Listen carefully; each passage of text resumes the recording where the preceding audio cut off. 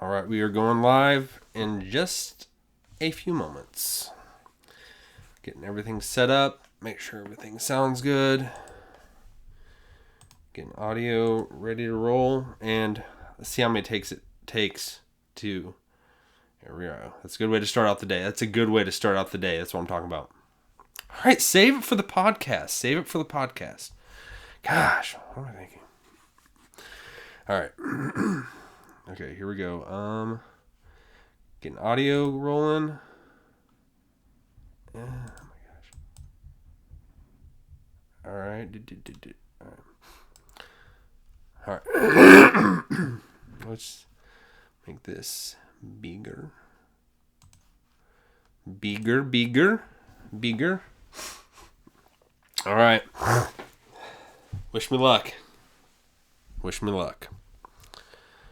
All right, let's get a drink before we start. I hope the sound quality is good. I hope it is good. Test. It looks like it's going through good.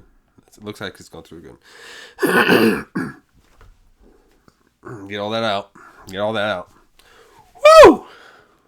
Okay, this is a good thing. All right, this is something's popping up when I do not want it going on when we're actually rolling. All right, monitor off. Something's hopping up and down on my screen. All right.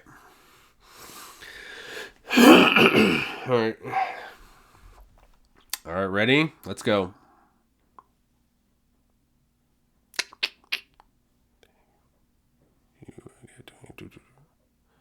It's going to go right when I go. Okay. Ready? Man, I cannot burn through so much time. I gotta get right into it. All right, let's see if we can do it. Gosh, I'm sorry for you all who see this, the beginning parts of this. And I could edit it out, but I normally don't. So, all right, ready? Here we go. Today, if you could have one wish, what would it be? Imagine right now you have one wish. You come across a magic genie in a lamp, and you get one wish. Technically, usually you get three, but say you have one wish. What's it going to be? Right now, I'm putting you on the spot. Think of it. What's the first thing that comes to mind? What's the first thing? Say it. Okay, that's a little too much pressure. Back it off. All right. Well, this is Morning Coffee and Bible with Brandon Fogel. I am so glad you are here. So glad you hopped in. And so glad you're joining me. Today we're going to... The way I started off with that is... when you have three wishes... I'm just looking at things from the perspective of our modern culture. And what comes to your mind when when people think of the three wishes they have? You didn't think you were going to be asked this morning, did you? But normally, when people think about the three wishes they have, the most common answer are wealth, success, and happiness. And I Googled that, or I got it off of ChatGPT. And that's just the common answers today. But I want you to actually sit back and reflect a second. Just legitimately, what if right now you had a wish, one wish? What would it be? I would venture to guess that one wish that you would make would probably be wealth. Now, that's me being a whole lot of presumptuous right there, thinking I know who's listening. But I'm just thinking from the perspective of the human mind. And also, I would even say the perspective of the Bible in a sense. And I'll get into that a little bit, why I'm even saying that. Because that would seem like that is completely counterintuitive of what you would expect the Bible to say. And I'm not preaching no prosperity gospel at all, but I'm going to talk about why I think wealth would be the most common answer is because money answers everything. Isn't that right? Money is the answer to everything.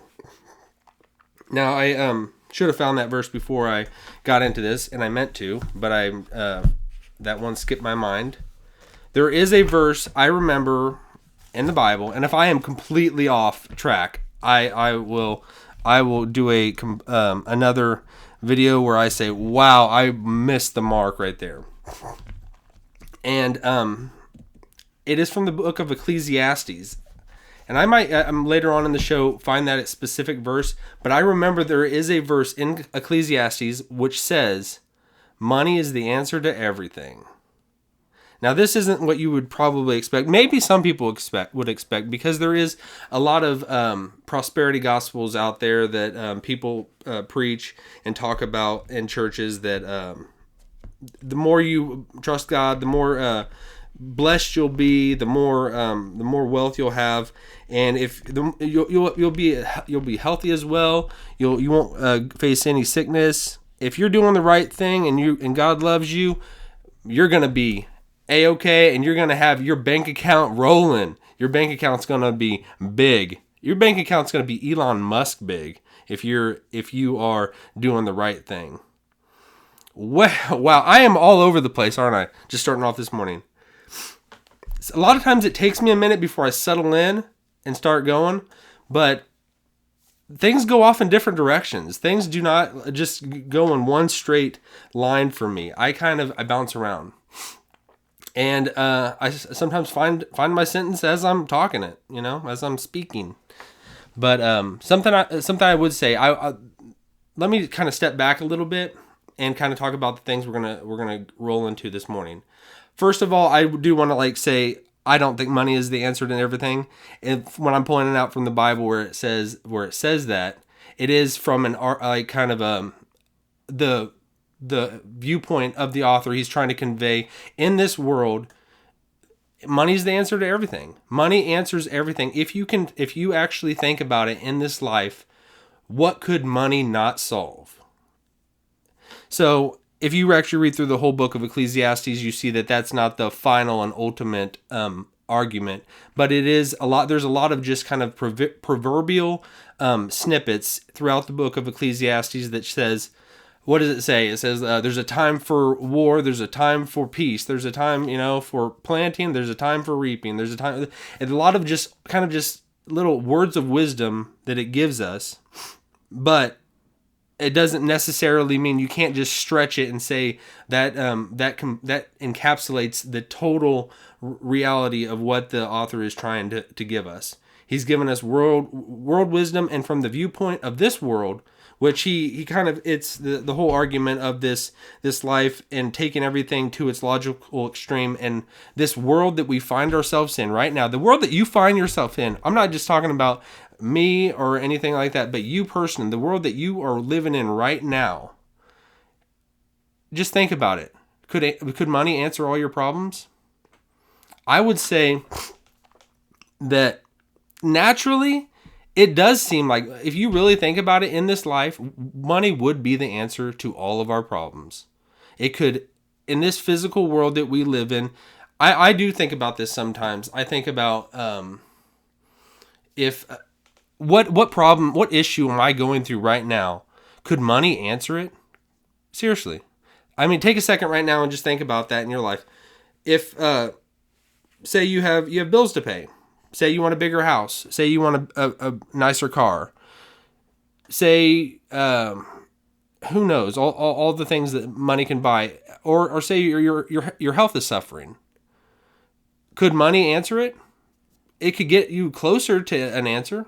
There's a lot of things that money does not, the money does answer. I'm sorry, the money does answer in this life. But where am I going with this? I just wanted to kind of throw out get you all to just think about these things, and then also just kind of catch you off guard. I wanted to catch you off guard because this one's going to be there's no shortage of things to talk about in the Bible about money, because money is throughout the Bible. Money is throughout this whole world we find ourselves in. Everything, there's so many things that money could answer for us. But let's actually step back and let's go back to what the Bible says about it. And I know I've already talked about Ecclesiastes, but we're going to talk about a few other things as well. We're going to look at 4 different things primarily, and we'll kind of go off on our little trails every now and then once we're in those topics. But one of the things we're going to look at the Bible and we're going to discuss is, I am so sorry. I did not introduce myself. If this is the first time you're here, my name is Brandon Fogel. This is Morning Coffee and Bible. I hope you have your coffee.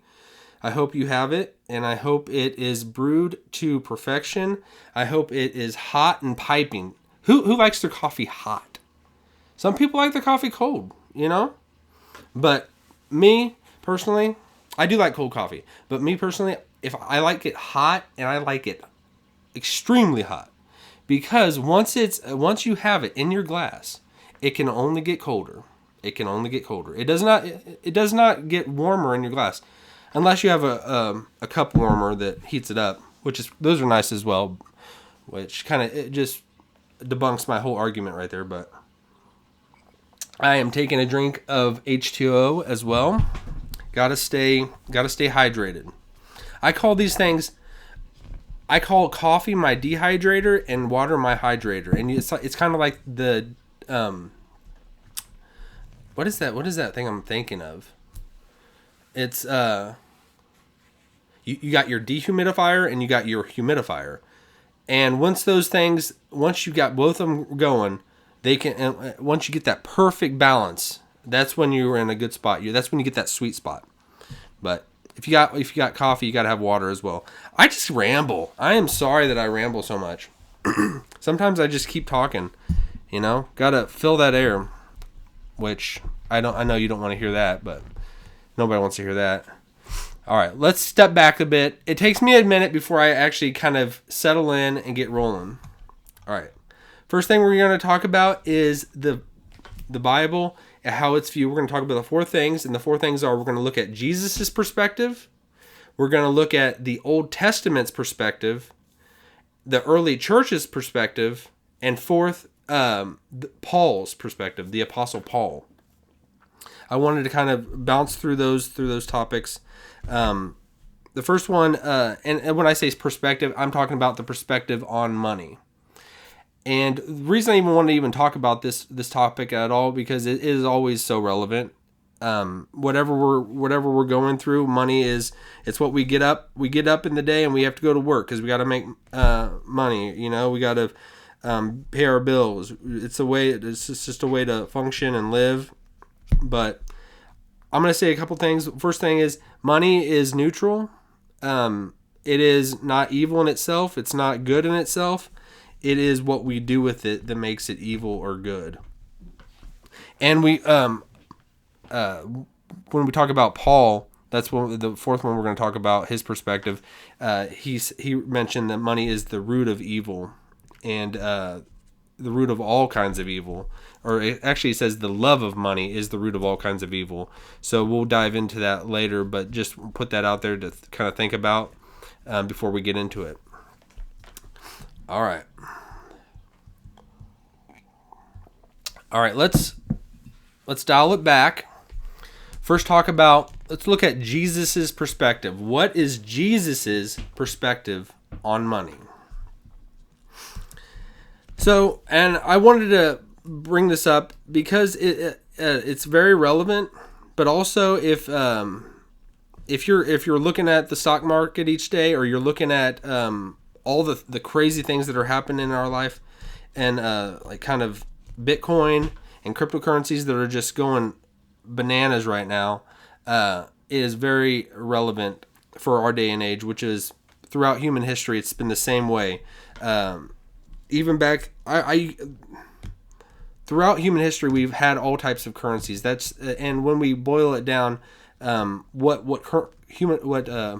currency is for, all it is, it's a measure of work. It's a way to measure a unit of work so that we can buy things, so that we can go and barter or take care. We're not really bartering these days, at least in America for the most part. But throughout human history, it's been a way of just, I have something that you need, you have something I need. Let's come to an agreement. And currency, what we have in our culture right now. It shows it's just a way to mark, and it's backed by a government or some type of entity that says we are going to honor that unit of work. We're going to honor that measure of work, and this currency is at this time worth this much.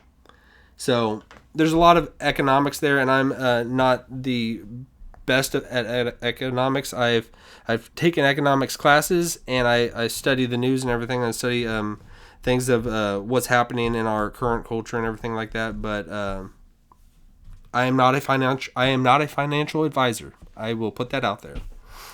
All right, but let's look at the view of Jesus's perspective of money. We're gonna take a couple peeks at what he said in the different passages.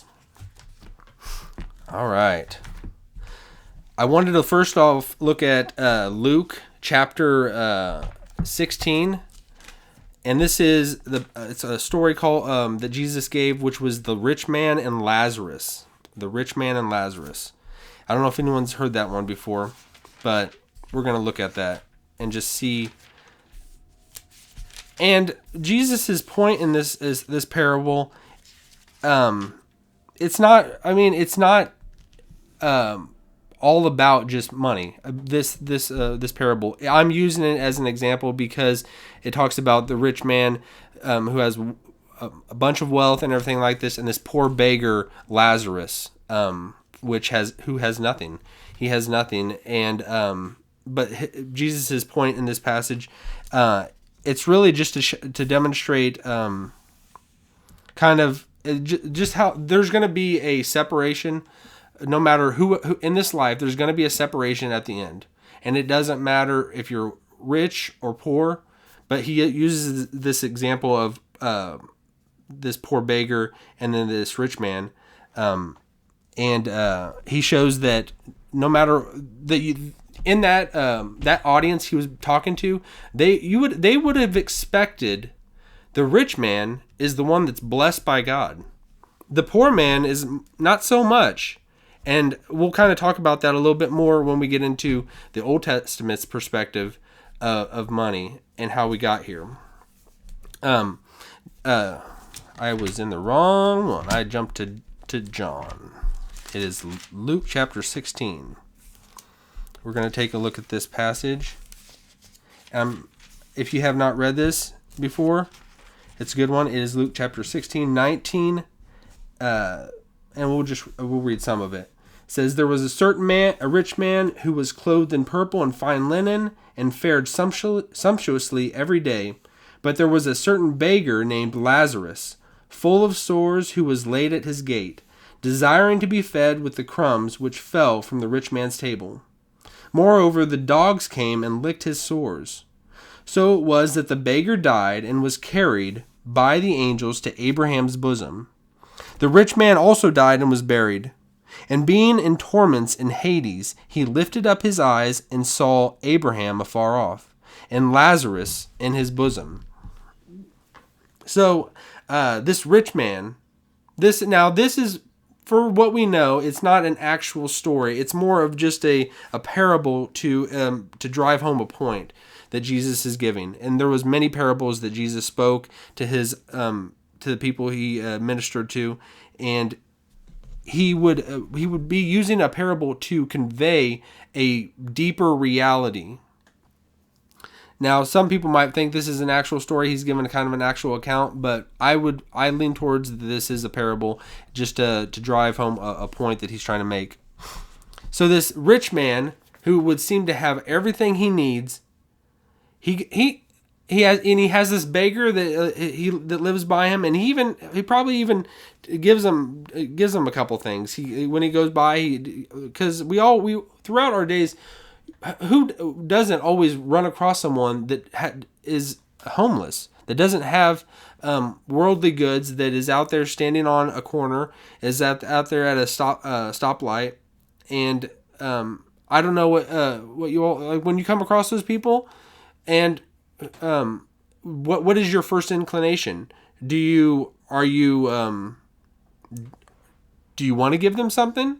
Do you Are you upset that they're doing that?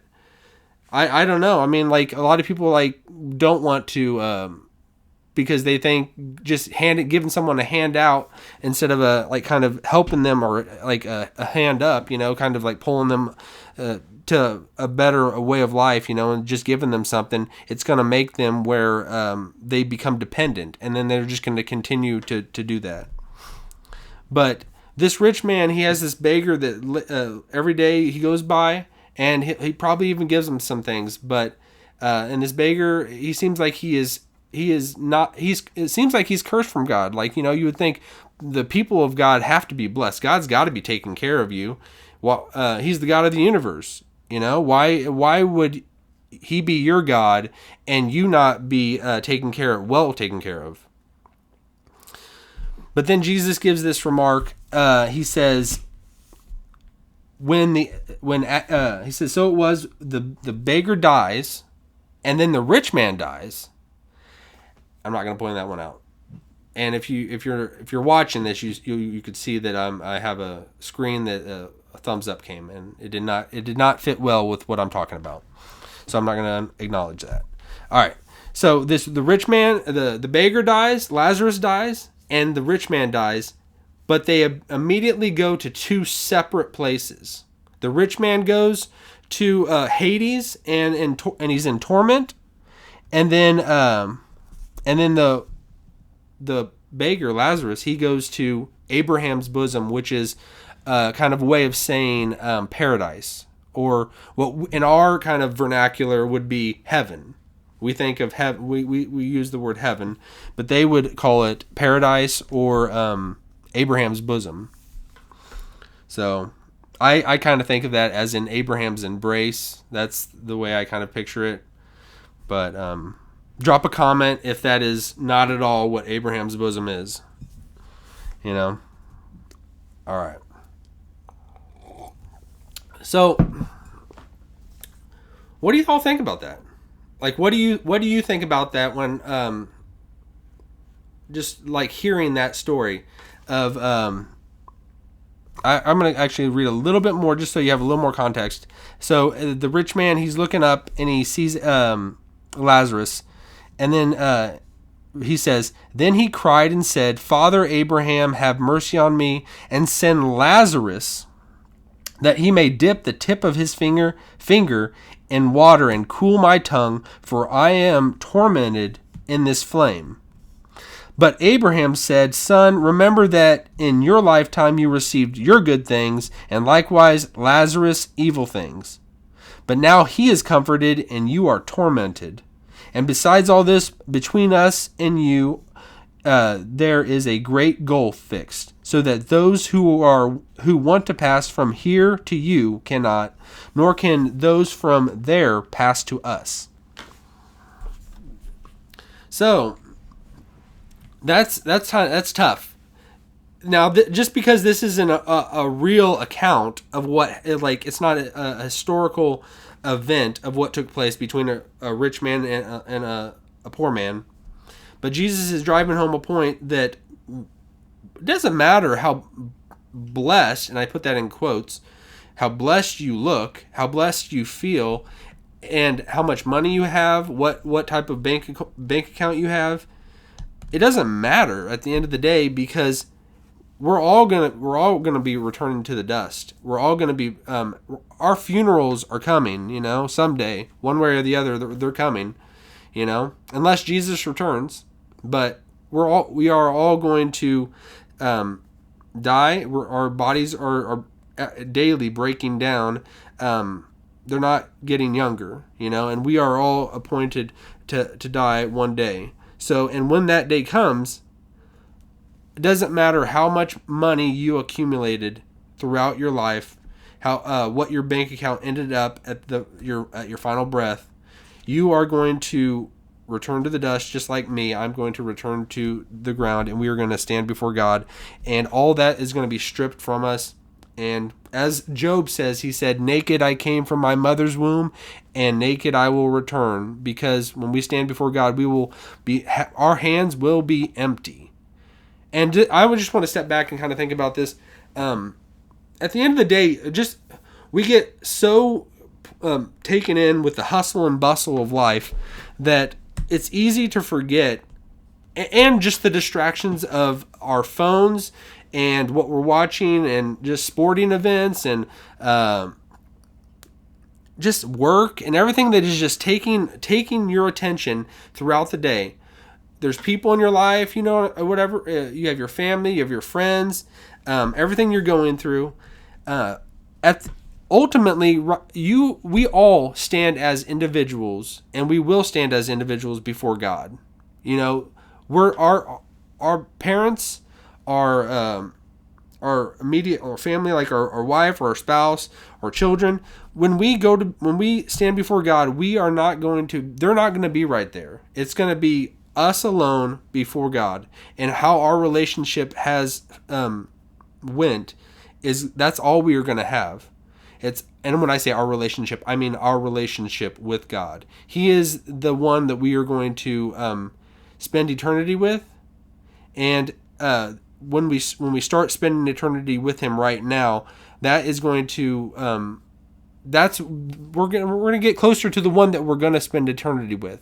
You know what I mean? So I just kind of want to drive that home, because it's like a lot of times you just get into the your daily life and you think you forget that the one that you're going to spend eternity with, and you're going to have the most intimate relationship with ever, is the one who's right there with you right now, God. He's one going through it with you right now, and so just kind of just maybe take hope in that and look to that, and just be aware of his perfect presence right now with you. So now, when we're going to talk about a couple other things about Jesus' perspective, because this is just one thing that's pulled out of, and it's pulled out for this point, and I only selected it because it talks about a rich man and Lazarus, and it's the unlikely scenario where you would think, man, when the rich man died, he got to go to heaven. He was blessed in this life. Surely he was going to be blessed when he died, and he was going to go to be with the Lord.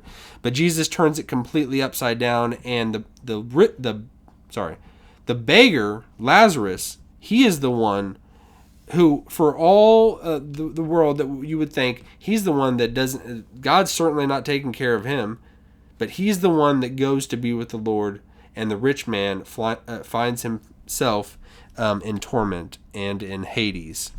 Hades would just be another word for the grave. It's the abode of the dead. It's where the dead go. Now, Hades in itself doesn't necessarily mean hell. It was just a way of just saying the grave, And in the Old Testament, in Hebrew, it would have been called Sheol, if you've ever heard that. All right. So we think of Jesus' perspective on money, because where am I going with this? Why am I telling you this? Well, this world that we find ourselves in, like I said at the beginning, money is the most driving factor of all of our lives. It seems like it's everything we do. It's it takes it's something that we have to deal with every day, and it was just as relevant 2,000 years ago as it is today. So what are we spending our money on? Why do we want to? And I think I'm kind of portraying this in now the way I'm wanting to intend to explain it. I'm not saying that money is I'm actually going to drive home the point that it's not the main thing, and the money that we accumulate doesn't make us who we are. I'm kind of just driving home that it's an extreme, that this world wants us to believe that all that we matter is what our bank account says. And that's the opposite from the truth in reality. And God, and the reality that we have are standing before God, which is the ultimate reality. When you think of your life, it is a vapor before God. It's like a mist, a puff of smoke that just pops up and that's just going to fade away, because when we get to eternity, that's what is going to last. That's what's going to be forever. And this is just going to be such a little, just a little snippet of a moment in time. This is just going to be a moment in time that's just going to pass away in a second. But this world, and I wanted to kind of talk about whenever I spoke about the book of Ecclesiastes, how it explains. It says the author says this: the money is the answer to everything. When we think about that, it really does seem like that. It seems like money could be the answer to everything. There's nothing that a shortage of what money could give us. But I mean, just sit back and think about that. Could money be answer to everything that you're going through? In this natural world sense, it really does seem like it could be. It could answer whatever we're going through. But in a spiritual sense, money doesn't answer anything. I do think about that from time to time, because because I mean, just there's the stress and anxiety of life, and a lot of it surrounds money. That's why I don't like to talk about. You would listen to this, you think, man, this guy likes to talk about money. That's all he wants to talk about. No, actually, money is like the least thing I want to talk about. But I know that it's so relevant to our life and our walk with God. It's so relevant because what this world wants to, and I mean, just watching movies, seeing movies, and all it portrays. I mean, any movie you're watching about, if it's not, it's sometimes a love story, or it's about somebody trying to get rich, and that's what Hollywood portrays. It's all about, we want to get something, we want to get wealth so that we can be rich, and so we can have a huge house or whatever. And that's I mean, when you step back and think about it, that's all this world has to offer. This world cannot, the best thing it can offer is money and more money, and that's all. There's so many things about finance. If you skip to another podcast or YouTube video, more than likely you're going to come across something about making money, I just want to get away from where money has to be like the goal and end of itself, because that's what it becomes. It becomes, all it is just, I want to make money so I have more money. I want to make money so I have more money. That's all it is. And people that are the richest people, they're the ones that could tell you money doesn't answer everything. Well, actually, once you more money, more problems. More money, more problems, if you've heard that phrase. And that's exactly the point, because once you have more money, it's all about just all you can do is try to get more and more. And what's the point of it? Why try to have more and more? We're not going to carry it with us when we go to the grave. It's going to be passed along to our descendants, and we're not going to be there to see it. We're going to be moved on. Our spirit is going to go to be with the Lord, and we're not going to be carrying that wealth with us. We want to set up our family in a good spot and a good, so that they're taken care of. But when I say, and that's kind of what I want to impress upon you, is that money is just it's a tool. It's all it is a tool, and if we use it rightly, we can use it for God's purposes. But if we don't use it rightly, that we're gonna what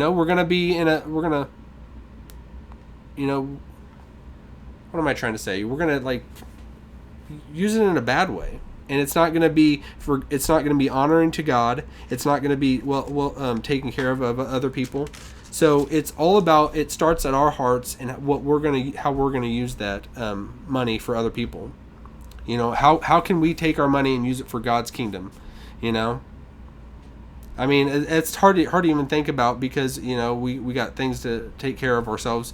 But a lot of the Bible, it just explains that when people in the Bible they have money, if they kind of go down a bad path, and they start what does it say with Paul? He talks about Demas who forsook him so that he could, because for the love of this world, and I'm sure a huge driving force of that was money, But I digress. I digress a lot. All right. So Jesus' perspective. There's another point I wanted to point out. He says in his, if you've ever heard the Sermon on the Mount, he says you cannot serve both God and money. So in this, I would say, and I kind of wanted to point this out at the beginning.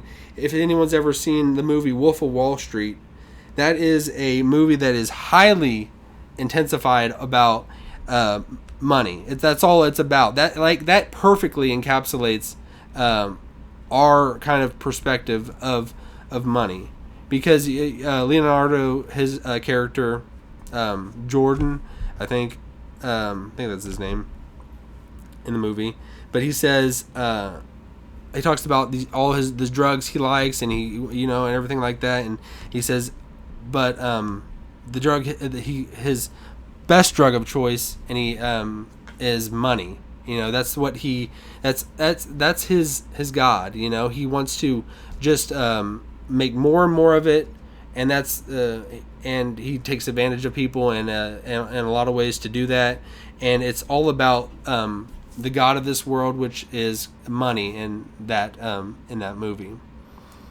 But I did want to take a second to when I speak of drug of choice, I did want to take a second just to give a plug. This is about me personally. I don't know if anyone's out there done cold showers, and I'm kind of at that point in the podcast where people have kind of tuned out a little bit. So I'm going to kind of give a little plug. If anyone's done cold showers lately, I know that's maybe that hasn't even come across you, but that's been a drug of choice for me, and you'll hear that people do say that. So if you do ever want to feel better in your life, and try cold showering, try cold showers.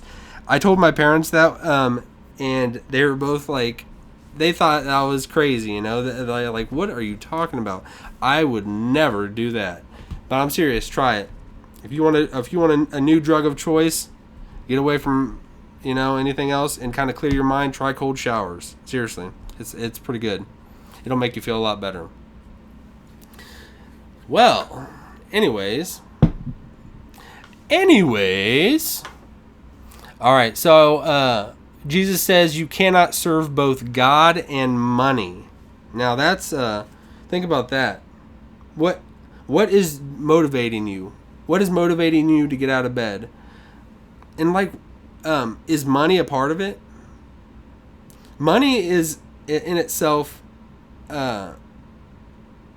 if it's the driving factor of our life, we're going to be let down, because you can never have enough of it. But if we use it as a tool in our life to advance God's purposes, and use it in a God-honoring way, then it can be something that can be blessed by God, and we can use it for something past this lifetime. Because in that same way, Jesus talked about don't store up for yourselves treasures on earth, and he says where moth and rust corrupt and destroy, and thieves break in and steal. He says, but store up for yourselves treasures in heaven. And that did kind of fit in when I said earlier about your coffee. It's only going to get colder.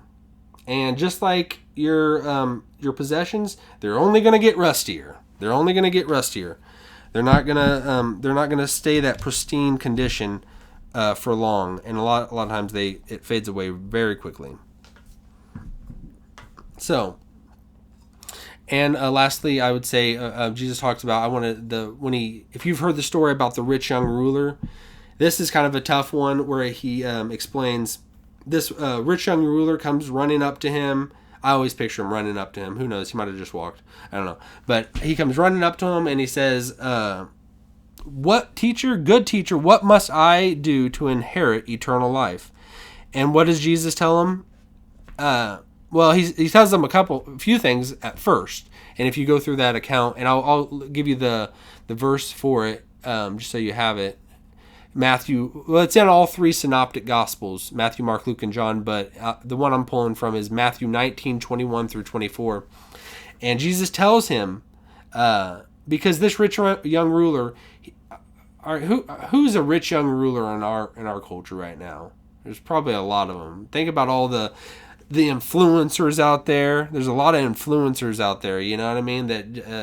That's all people want to be right now. Is an influencer. You want to achieve that status where people are watching your stuff and your channel is booming. Your channel's booming, and you're just everybody is just all we are is trying to get eyeballs on us. You know what I mean?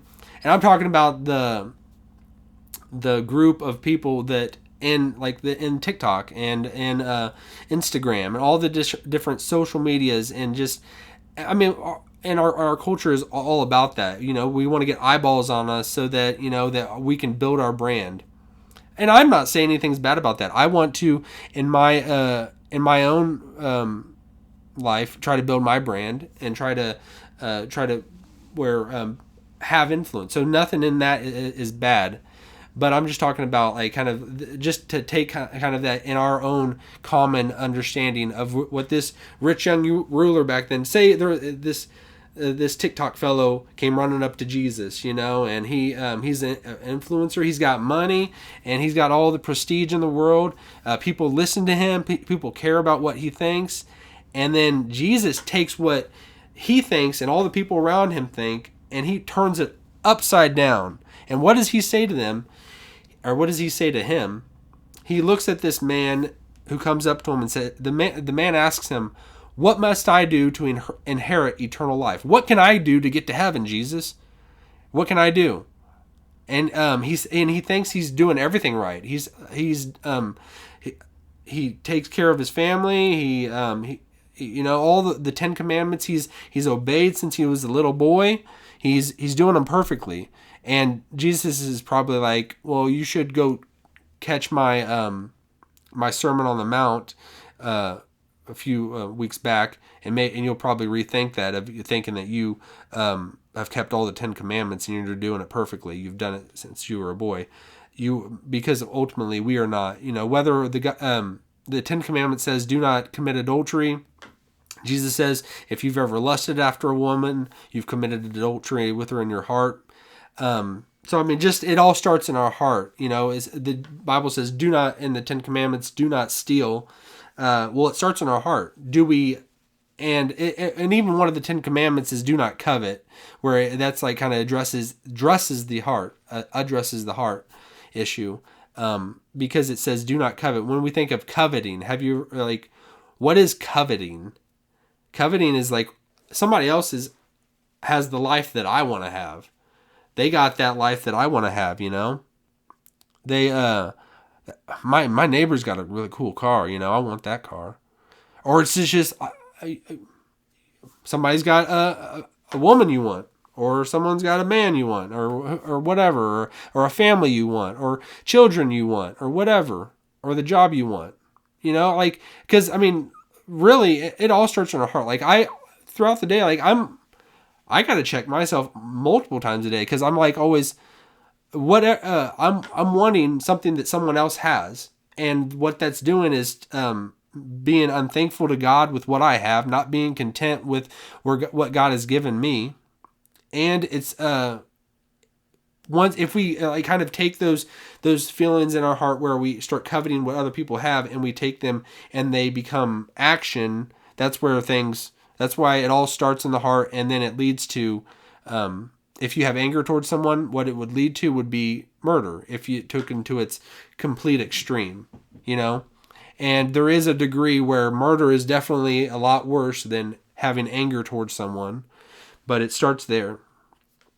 So this rich young ruler is talking to Jesus, and he says, "What must I do to inherit eternal life?" Jesus, I know you are the man of the hour right now. You're the good teacher. You tell me what do I got to do? What do I got to do to get in? You got to tell me, And Jesus looks at him and he says, keep the commandments. Keep the commandments. And then the man says, I've done that, Jesus. I've done it since I was a little boy. And then Jesus says, and then it says he looks at him and he loved him. Jesus loved this man. And then he tells him, you lack one thing. Go sell everything you have, give it to the poor, and then come follow me. Now, is that what you really want to hear? Now, I started off this show talking about everything about money is the answer to everything, and money is so awesome.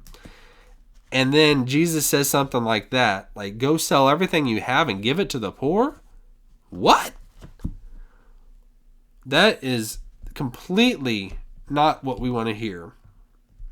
Especially this man. The more money you have, think about it. The more money you have, much harder is it to give it away? It's like the more money we have, it's a lot easier to try to to close our hand around it and hold it even tighter.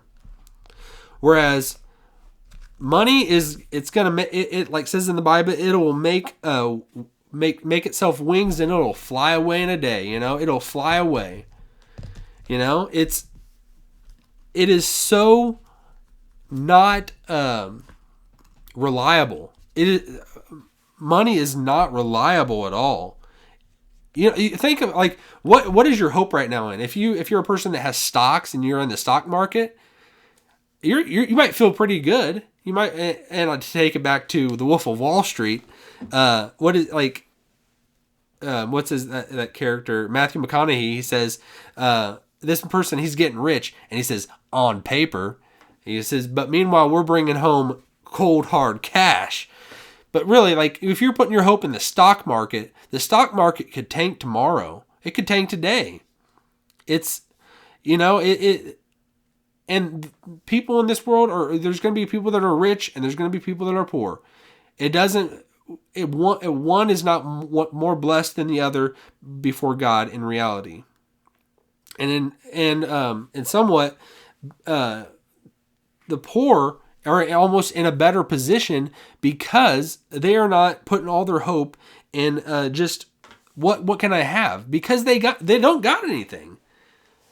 I mean, they don't have anything, so that they're not able to just cling to money, and that they're going to be more open to the gospel of Jesus Christ and putting their trust in Him. So money, it can be. It's an illusion. It will trick you if you let it. Don't let it become your focus. Don't let it become your focus. And I can't let it become my focus, because if it's all my heart wants, it'll never have enough. It's never satisfied. You're never gonna have enough money. Well, you could think, well, if I get to this point. But let's just get that whole mindset out of us. We don't need to think about having money being anything. Money does not matter. Money does not matter at all. It does not matter. It's like speaking out of both sides of my mouth when I say it doesn't matter, but it's the answer to everything. It doesn't matter, but it's the answer to everything. In this world, money does answer about everything. But if we put our reliance on it, all it's going to do is deceive us. And it's going to lead us down a bad path. So if we can just get completely outside of thinking of money, of being our savior, just get away from that. So Jesus tells that rich young ruler, he tells this nice TikTok influencer, go sell all that you have, give it to the poor, and then come follow me. And what does this rich young ruler do? It says that he became very sad, and he went away, and he just walked away. Now, what would you do in that situation? What if Jesus came to you right now and he said, hey, what you need to do is give away all your possessions, go give it to the poor, and come follow me? What would you do? I hope, and by the grace of God, we would all say, amen, yes, Lord Jesus, I will follow you. I will give everything I have to the poor. I will sell everything I have, and I will come follow you. By God's grace, we would all do that. But I would just say, this is a tough passage. It's a very tough passage. It's one you got to wrestle with, and it's not. I would say if we are in that position where I think we all right now, put yourself in that position. You are seated in that, you're standing in that rich young ruler's shoes right now. We need to have the mindset that if Jesus asked us that, yes, of course, obviously, we would give up everything we have, because it doesn't matter. All these possessions, they don't matter. Whatever you have, they are just tools in our hands, and they can either be used for good or for evil. But a lot of these things in this world are just neutral in themselves. And it's when we start desiring them and we start craving them and wanting, and that's all that that's where we find our happiness. That's what it's going to lead us down a bad path. Let's see. Okay. I need to pick up the tempo and not drag things out so much. So now, moving on, I wanted to kind of jump back into what is the Old Testament's perspective of money. And this is where it kind of gets kind of dicey, because in the Old Testament, if you come to it and you don't have the New Testament, which people up to Jesus' time did not have the New Testament. They their Bible was the Old Testament. So when Peter and the apostles, when they were living 2,000 years ago, all they had was the 39 books of the Old Testament, and that was God's word. That was what was written for them. But what they had, the understanding that they would have been what was pulled from reading those texts and the stories of Abraham, Isaac, and Jacob, and all the prophets throughout the Old Testament. And if you even kind of dial it back a little bit more and go to the very first 5 books of the Old Testament, which is the books of Moses, when it describes the money, when it describes current, wealth in this life, it seems like it is all about that God is going to bless you if you're obeying him, because it seems like the people in the old like with Abraham, Isaac, and Jacob, and those people, they were people of God, and they were doing what God wanted them to do, and they were blessed. They were extremely wealthy. By our standards, they would have been the millionaires and all that. They would have been the people that had the wealth. Wealth was measured a lot differently. It was more just possessions. It wasn't like kind of the same currency that we have, but it would have been a currency. They had their own. They just called it something different than us. And so when we look at the Old Testament with Abraham, Isaac, and Jacob, they were very wealthy people.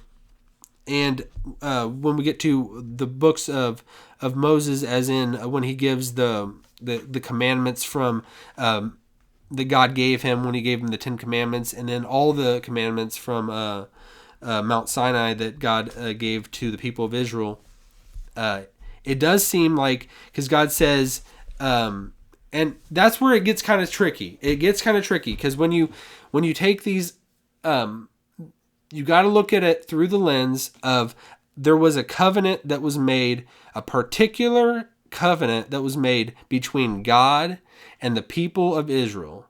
The people of Israel. God redeemed and rescued the people of Israel out of Egypt, and he brought them out into the wilderness, and he made a covenant, it would have been a marriage between God and the people of Israel. And the laws that he gave to them did not apply to everyone. There were particular laws that only the people of Israel were commanded to obey. People that were not of Israel, they had everyone has. We all have our standard laws that God has given. Where do not murder. That's a universal law.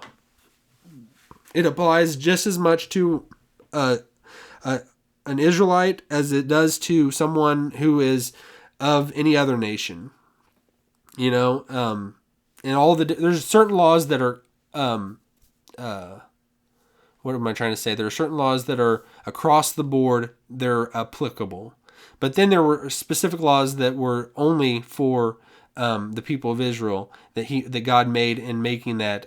It's kind of like you have a household, you get married, you get married to a woman, and you and your wife have kids, and then within your household you have certain rules. Now your rules don't go outside the household, and that's the same way that it was with God's marriage to the people of Israel in the Old Testament. He gave them particular household rules that they were to keep. And now examining those, that there's a lot there, and we could do that for another time. But suffice it to say, I wanted to talk about that God gives them commandments, and he says, when you obey these commandments, he's telling the people of Israel, when you obey these commandments, you're going to be blessed. I'm going to bless you, and you're going to increase, and you're going to inherit the promised land. You're going to inherit the promised land, and you're going to, I'm going to send rain so you have crops. I'm going to give you all that you need. Your wine vats are going to be full. Your oils are not going to run dry. You're going to have all the food you need. You're going to be blessed beyond measure, And that's just that simplicity of back then.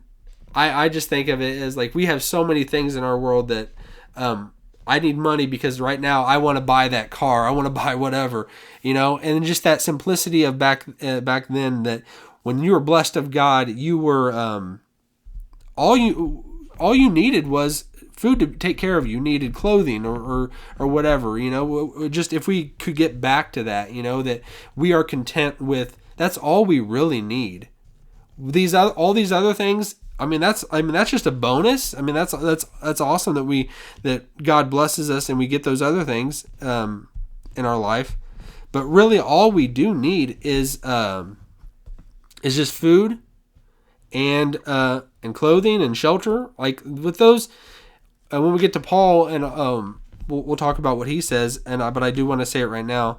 Is he says with food and I think he says with food and clothing, with these we shall be content. That's all you need. And I want to pull that. Like I always forget if it's food and clothing or food and shelter. But it's in I believe 1 Timothy. And so that's all we need. It's not with food and a car, with these we shall be content, or food and who knows, all the many things that we can buy, food and a huge house, with these we shall be content. No, with food and clothing, with these we shall be content. That's all we need. Something to just take care of us, because we don't need to find our joy in our possessions. Our possessions, if we let them, they will possess us. And I am so guilty of this. I whenever I get something, all I want to do is just hold it so tight, and I don't even want to use it because I don't want it to wear out. I want it to, and I'm going to just step out a little bit, and it's just kind of funny because I am that way. I buy things and then I don't even use them because I don't want them to like kind of get used and not be as nice of quality. I bought and one of my daughters, Bonnie, she always says, when are you going to use that basketball that you bought? And it's probably a basketball that I bought maybe 5 years ago, and I haven't used it because I don't want it to get beat up and dirty or whatever. And so I use the crummy basketball that I've used for over and over because I want to have that nice one ready for me when I want to use it. And she's always like, why don't you use that basketball? And she'll probably graduate from before I actually pull it down from the shelf and use it. And that's what things do to us. All we do is want the nicest thing, and all it's going to do is get worn out and get beat up and not be as nice. But if we let possessions possess us, I think that was from a Home Alone movie. I think he said something like that. He talked Kevin off of Home Alone. If anyone's in the know, he talks about having roller blades or roller skates, and he didn't want to pull them down because he wanted to keep them so nice. I am going to try to fact check if find that and maybe share it with you exactly word for word what good old Kevin McAllister said in that movie. But he did say something like that. And I think it's when he was talking to, it had to have been Home Alone 2, when he was talking to the guy at the toy store. That's what I'm thinking, you know. I might fact check myself on that one. But we don't want to let our possessions just possess us. But in the Old Testament, like with God giving the laws, and because he says, it's in the end of Deuteronomy. Deuteronomy is the last book of the books of Moses, and it's God is telling the people of Israel, when you will be blessed when you keep my commandments, and then when you don't, if you don't do all my commands that I'm giving you right now, when you don't do them, you are going to be cursed. You're going to be, and that's what ultimately happens, what happens with when the Israelites go into exile, in the Babylonian exile, when their city is destroyed and they are taken to Babylon. It is God's judgment upon them because they have not kept the house rules that God gave them at Mount Sinai when he married them. So now, moving on, I want to kind of speed it up a little bit. We talked about Jesus' perspective, and there's that thumbs up. If you're watching this, you're seeing that thumbs up on the screen.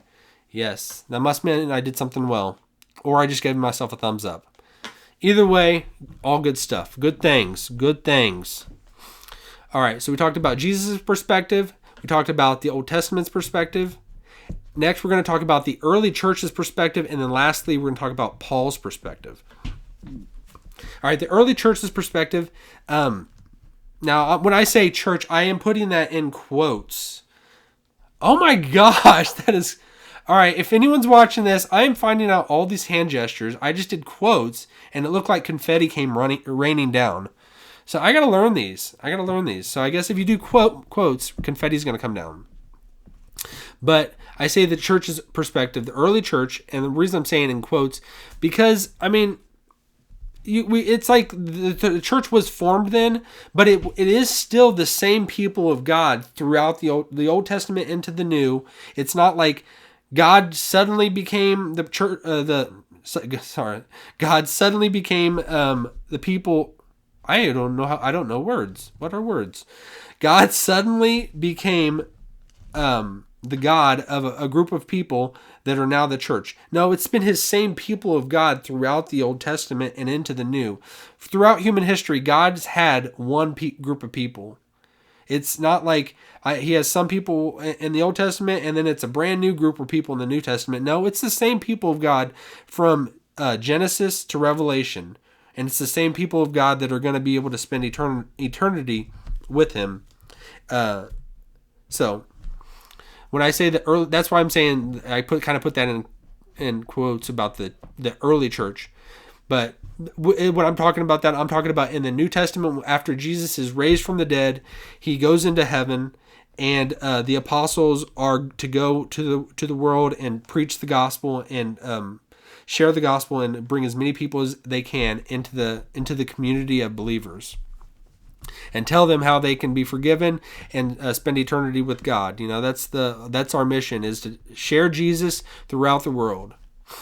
So now the early church's perspective after Jesus has ascended, and in the early parts of the book of Acts, we see this, that all the believers, what they're doing is the apostles are there and they're following the teachings of the apostles, and the people are all selling their possessions. They're selling everything they have, and they're bringing all their money and they're laying it at the apostles' feet. Now, we do not have apostles in the same sense that the apostles in the apostles in the New Testament are spoken of.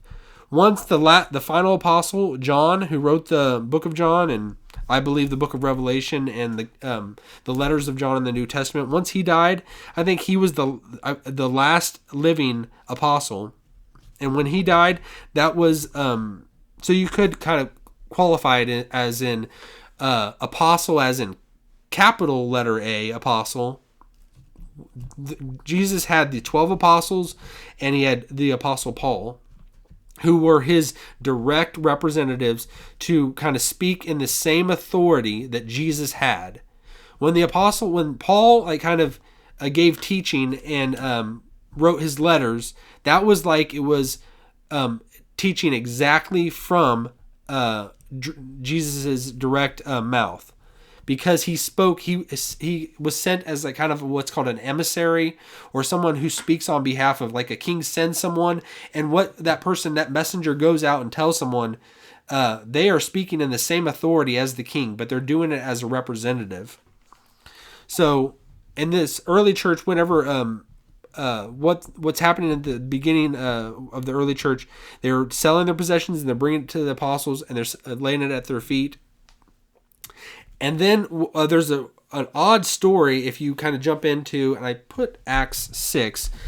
I'm pretty sure that's what it is, Acts 6. It's the story of Ananias and Sapphira. And what they do, I might quickly just skim over that so you'll have some context if you haven't read the story of Ananias and Sapphira. So all the people of God, they're coming and they're selling their possessions and they're given what they have, the money from all their possessions, and they're giving it to the apostles. And all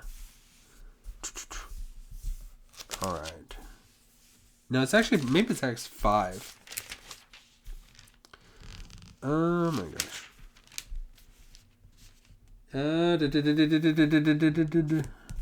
All right. I am not great at finding the stories on the fly. All right.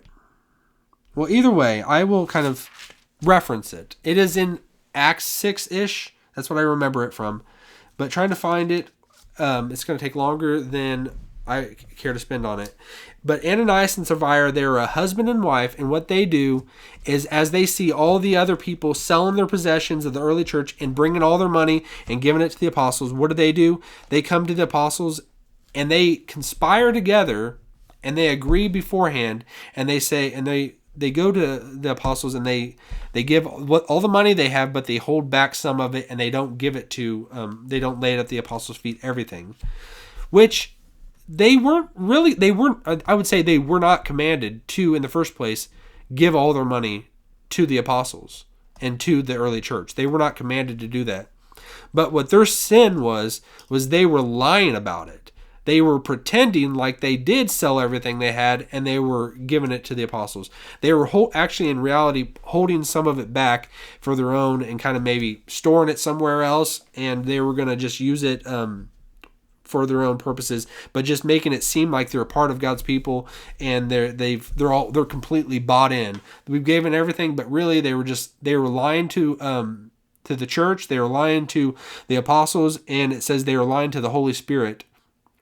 And when they did that, that brought immediate judgment down, severe judgment. And Ananias and his wife Sapphira, they dropped dead immediately, right in front of the apostles, in front of the other people, the other believers.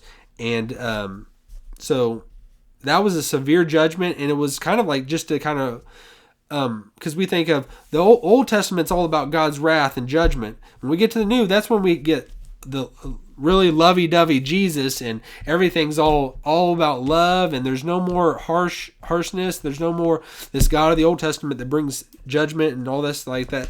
I think that this episode that happened in Acts, where it's Ananias and Sapphira, it was to kind of to drive home a point. This is the same God that spoke on Mount Sinai, through the in the flame and the mountain on fire and everything like that, and everybody just being terrified. This is the same God, that is the same God that is in the human Jesus Christ. It's the same God. But I would just say we get to see another, like, he's just think of this perfect God that's righteous and holy, that I think of myself as kind of like, where I'm not righteous and holy, but I think of myself as like, if if my child or something like that, or like it kind of talks back or anything like that, you get that kind of righteous anger. Take that to the next level, like infinite extreme of God, where He is perfect. If anyone kind of does anything that that goes against what He's commanded or commanded not to do, it like talks about His wrath breaking out upon the people. You know what I mean? So that's what happens with Ananias and Sapphira. It's kind of like this is the same God we're serving. It's not a new God in Jesus. It's not the God of the Old Testament and then Jesus. This is the same God, but we're kind of like almost in a new time frame. You know, there's kind of where you hear dispensations. Now, I wouldn't call myself a dispensationalist, but like there is kind of like this is a new time period in history where when Jesus came on the scene, He said in the book of Luke, He talks about this is the time where people are going to be, the gospel is going to be shared, people are going to be forgiven, and we're to go out and tell about Jesus and bring as many people in as we possibly can. But there is going to be a time when that's going to stop and Jesus is going to return. But within this time frame, there is kind of like a grace period happening. You know what I mean? Where there was a lot more of a wrath that happened and breaking out in the Old Testament, and some parts in Jesus's life, they're not in Jesus's life, but like I was talking about, like kind of getting drawn off on a couple different things, but like Jesus is, when He talks about the wrath of God in different places, I have completely dropped off. I got completely distracted right there. Sorry about that. But the wrath of God breaks out upon Ananias and Sapphira, and it just shows that this is the same God of the Old Testament happening. All right, I would say that when we speak about Ananias and Sapphira, and I don't want to talk too much more about them, but I want to speak about Paul's perspective. And let's take a little break and sit back. I am going to do something I meant to do a little bit earlier. We're going to do the cream time. All right. Got cream in the coffee now. I went on a tangent and I was all over the place. Sorry about that just now. So just to leave it with Ananias and Sapphira, they were not commanded to leave all their money at the apostles' feet, but it was them lying to the apostles and to the early church and pretending like they did, that swift judgment came upon them. So when we think about that, like, what does that mean to us? What does that mean to us in our life?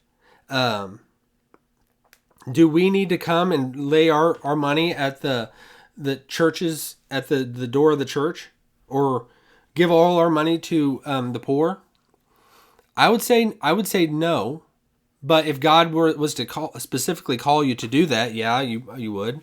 But there is no complete commandment given where you have to do that. The instances with Jesus and the rich man and the young ruler, He specifically gave that person that commandment. And then so I want to kind of move forward and fast forward a little bit to Paul's perspective.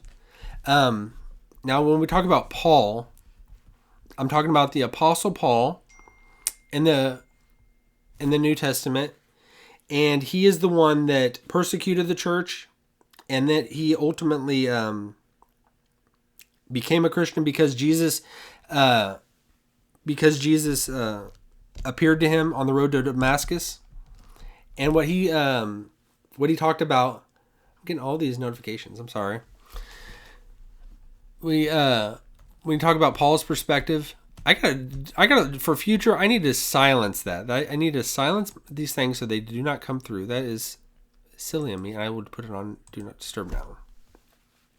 The Apostle Paul, and I kind of mentioned this earlier, but when he talks about in the book of Timothy, 1 Timothy, and he says the love of money is the root of all evil. He says the root of all kinds of evil. And that's And that's what it is. It's when you have a love of money that drives you, that is where you're gonna kind of fall off the path. You're gonna fall off the short and narrow. The road that God wants you to actually follow is if you start going down just wanting more money and accumulating more money, you're going to completely go down a bad path. So we have to we always got to guard ourselves from doing that. And in another passage, he talks about because Paul, I would say there's good evidence to say that he was a wealthy person, like he was in certain instances, because he talks about, I know what it is to have a lot, and I know what it is to have nothing. So he probably grew up somewhat wealthy in a sense. He studied at the best schools. He studied under Gamaliel, who would have been a very prestigious teacher of Israel. He went to Jerusalem. He probably had the best education possible. So he, and it talks about when he's in prison, this one of the people in charge or rulers at that time, like it's either Festus or the one of those, or Felix, that keeps he's trying to get a bribe from Paul, trying to get money out of him. So Paul possibly had some money, but he was also in prison. He also had all his wealth taken away from him. So he knew what it was to have a lot of money, probably. And I'm just kind of speaking speculation, but he also knew what it is to have nothing. So if he found what he said is in the book of Philippians, he says, I found the secret, and that's to be content. And I would say the secret is to be content in everything. He found what it is to, and let me just actually find that and read that, because that is such a good passage to kind of talk through. Let me see. I'm kind of like antsy this morning, aren't I? Because I actually got to come to a hard stop, and that's where I feel like more like I am kind of jumping around and like that, because I'm looking at the clock and everything, and that's where it's a little bit more tougher. I like to have where I have however much time and kind of get everything that I want to cover, but whenever I feel like I got to slam it all into one thing to say, it's tough to do that. But in the book of Philippians, I am terrible at finding things on the fly. That's why I need to. All right.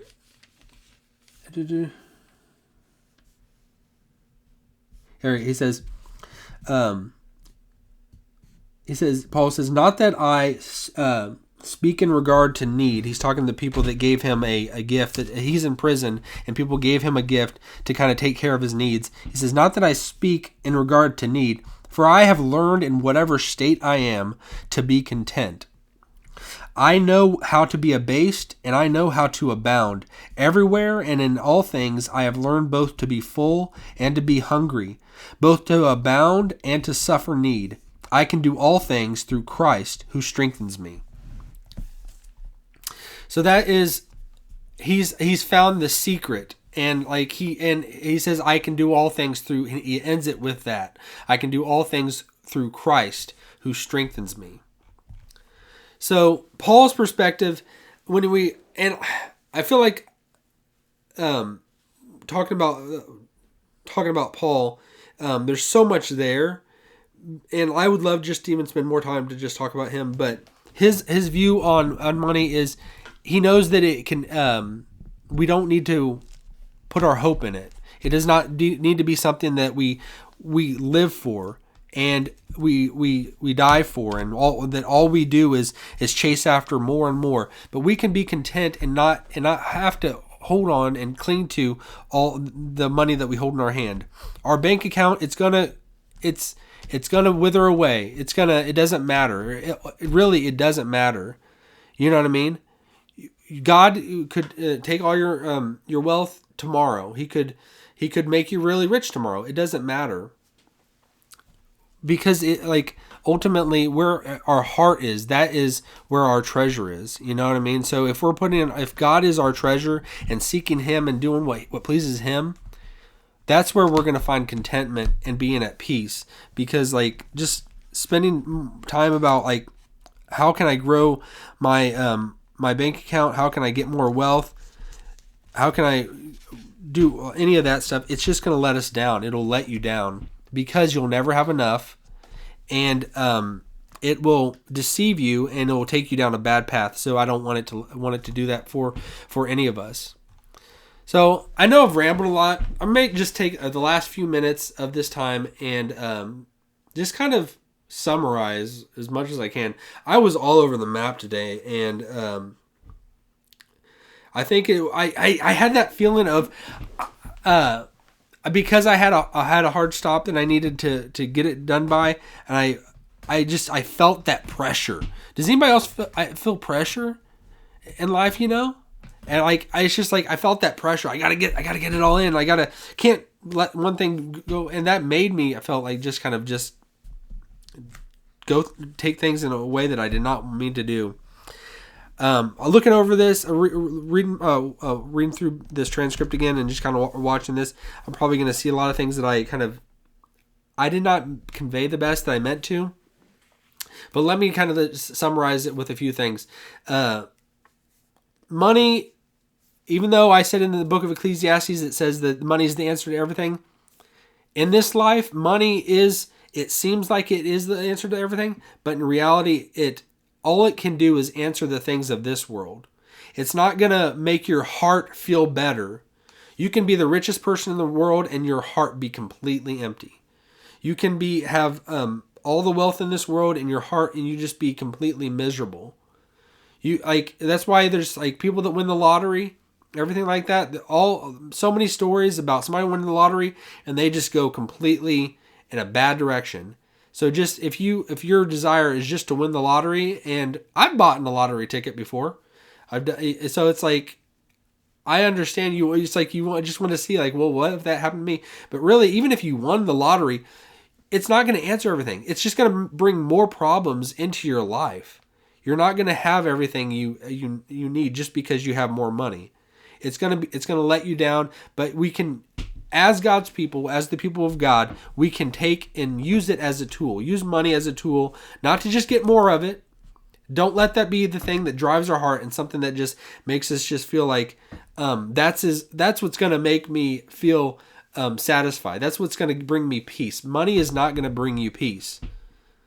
Money is just going to it's going to take wings on and just fly away.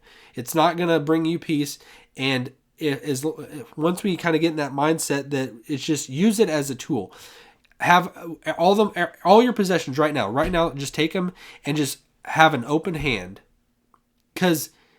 And when you feel your fingers start to curl over and you want to kind of hold that money or anything else that in your life, it's let it go. And I got to say that to myself over and over, because I could just say all this right now, and then right when I walk out this door, be completely different and feel completely different, because there's a difference between talking about it and then actually living it. Because when you're actually living it and you come across somebody that is in need or whatever, and to open up your hand, I would say let's not have anything where we have to open up our hand in the first place.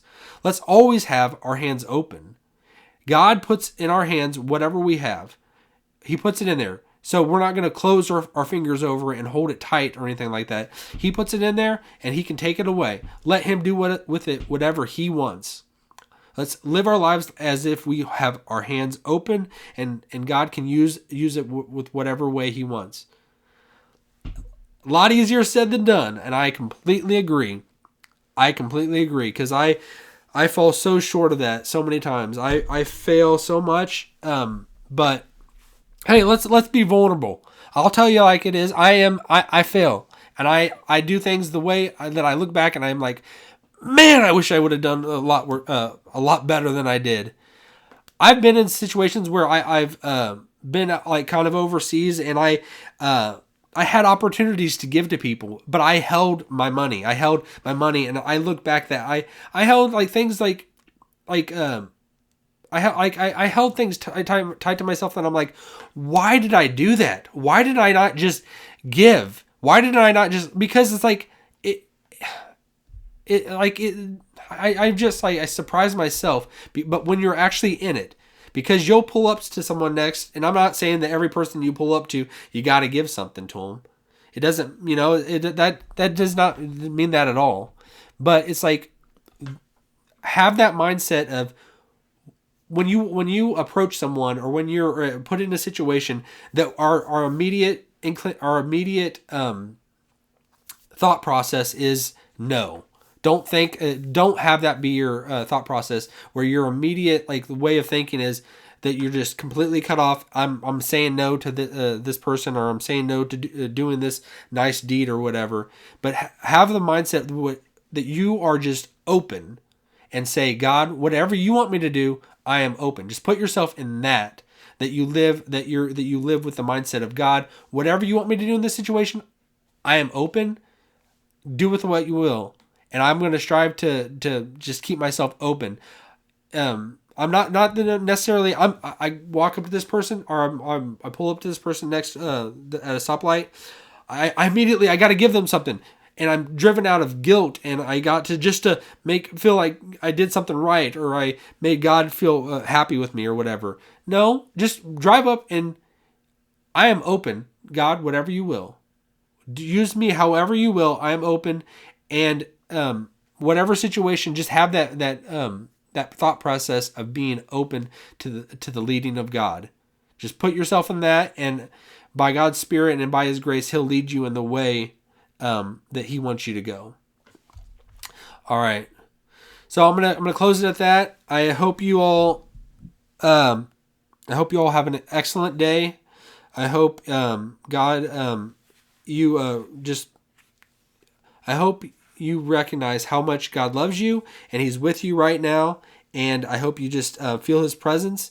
And even if you don't feel His presence, because that in itself, that's a nice thing when it happens, when you feel God's presence and everything like that.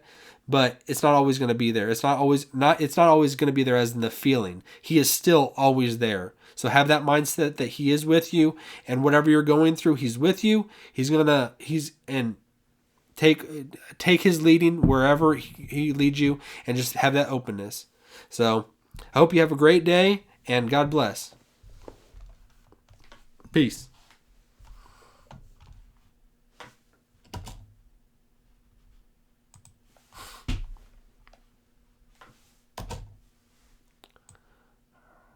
All right.